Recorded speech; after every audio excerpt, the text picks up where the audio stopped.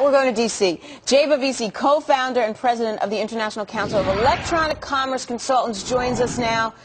We're talking about ethical hackers. It seems like an oxymoron to me, Jay. What's going on?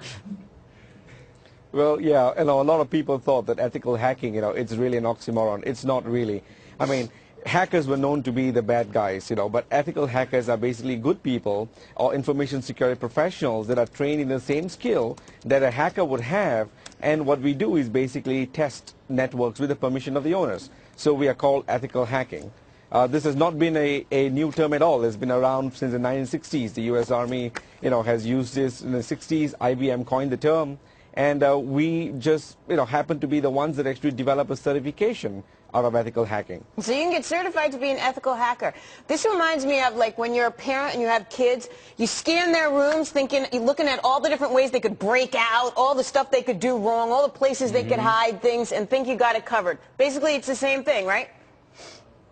Absolutely. I mean, if we look at the entire evolution of information security, corporations across the world believe that, the best way to secure networks was let's go buy a piece of hardware. Let's invest a ton of money in applications and, that will fix it.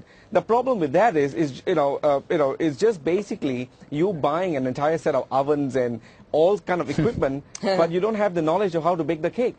So what we actually do is we teach, the good guys how the bad guys do it, and we go in and defend the networks before they get hacked. Do you ever play the role of Carl Hanratty from Catch Me If You Can? Remember Frank Abagnale Jr., the check forger who was a bad guy and was chased around by the FBI forever? They finally caught him, and they said, we need to use you for good and not for evil.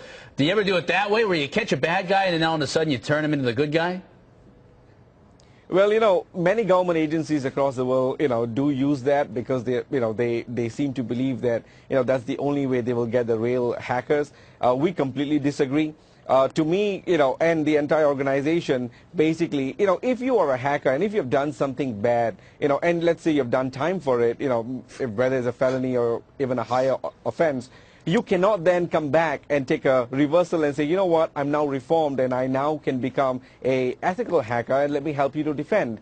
Just like how you'll not hire a serial rapist to be a bodyguard for your wife. It's exactly the same thing. I don't know if that's... I shouldn't be laughing. I shouldn't be laughing. It's a little bit yeah, but I mean, if you're a white-collar criminal, it's a little different. You're not pathologically inclined to hurt somebody. I mean... But maybe you are, right? Your goal diabolical? is to... Right.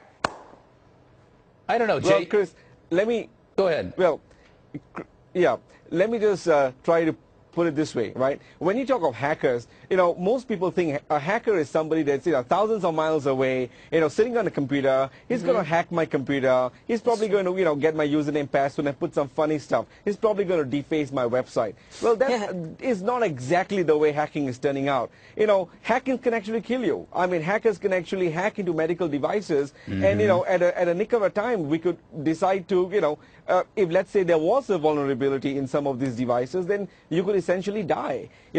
Financial sector, we could bring economic mayhem if the bad guys were able to, hack into banks and financial institutions and steal all of the corporate data. So these are very serious crimes. It's just that perhaps the maturity in the market is not at the level where we actually perceive hackers to be extremely dangerous. But there are many areas, especially the defense, where you see a lot of progress has been made, a lot of focus has been put into in ensuring that the hackers actually are stopped. And the only way we can begin this journey is by terrorism. It's cyber terrorism, Jay. I'm with you. I think you're dead on, and I think there's something to this. And I think actually, if I was in college and I knew anything about a computer, I'd want to be an ethical hacker. Jay, thank you, sir. Jay Bavisi, from the co-founder and president of the International Council of Electronic Commerce Consultants. Well, when you and I were in college, we were carrying around like a dozen floppy disks. We were learning to program in C++ and COBOL and stuff like that. DOS. How awful was that? DOS. I took a DOS This would be something class. That would be just unbelievably exciting, as opposed to that. But you got to believe. I mean, but he's right. Like, I think there's hackers sitting around college universities all over the place trying to get in. No, well, not my computer. I got nothing to say, but.